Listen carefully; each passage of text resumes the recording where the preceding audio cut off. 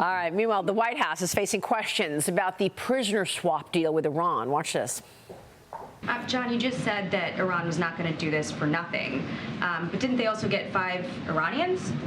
They will get 5 Iranians as well. Yeah, Jackie. Then why did we need to add $6 billion on top of that? This is the deal that we were able to strike to secure the release of 5 Americans. It would be great, wonderful, if we could just pick up the phone and call the mullahs and say, hey, we want our Americans back, send them back on the next plane. But you and I both know that's not going to happen. In this exclusive interview, I spoke with the exiled Crown Prince of Iran, Reza Pahlavi, here yesterday about this deal and how exactly Iran is planning to spend that $6 billion. Watch this. Will Iran be able to spend this the way it wants? What are your thoughts on this prisoner swap deal? Good morning, Maria, and thank you for having me again on your program. Last time around, we saw what happened to the money that was released to the Iranian regime under the Obama administration.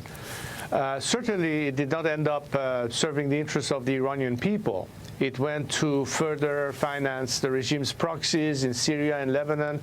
And I don't think this time it's going to be any different.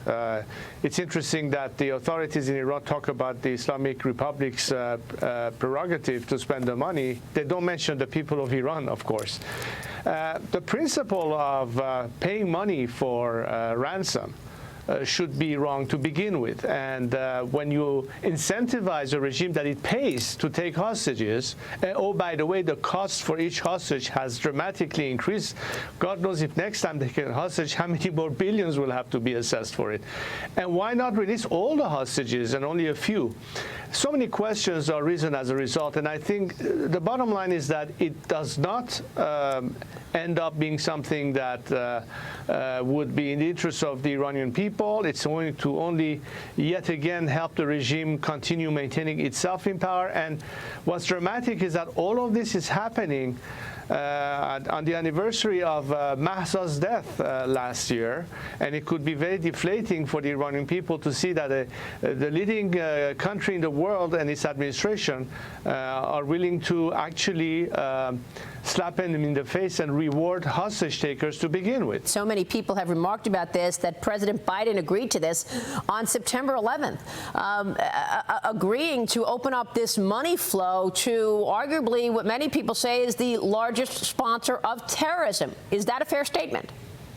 Absolutely, and that's the reason why so many freedom-fighting Iranians wonder that if there are assets that are frozen as a result of further sanctions, let's say if tomorrow the IRGC is placed on the terrorist list and more assets, that ultimately, let's not forget, this is the money, the people of Iran's money, and they could in fact repurpose such frozen assets towards supporting the Iranian people if there is a policy of the maximum support, and for instance, support labor strikes in Iran. If you talk about humanitarian aid, do it directly. Why give it to a regime that is murdering its people in Iran and continuing its raising havoc in the region and beyond? Where is the rest of the world on this? Are they still doing business on the black market on oil? I mean, OPEC said this week they're expecting demand for oil to remain elevated, predicting next year global demand to rise by 2.25 million barrels a day.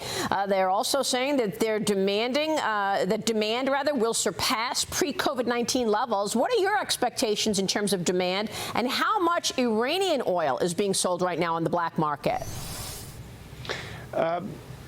Most of our experts would say that even at its maximum output, and assuming that they can sell it all, is there enough revenue to sustain the economic situation that Iranians are today facing, where close to 60% of Iran's society lives at or under the poverty line.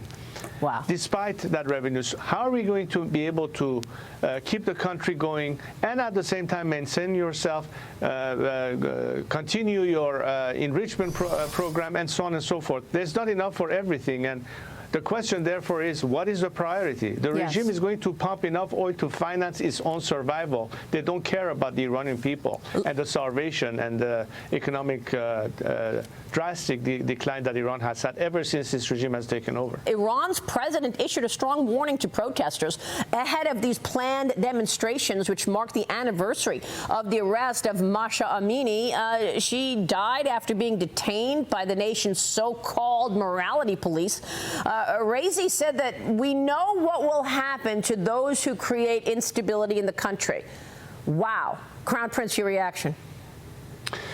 Intimidation is a typical tactic of totalitarian regimes that try to scare its own citizenry from any hope for change or bringing fundamental change. And that's what we are fighting for.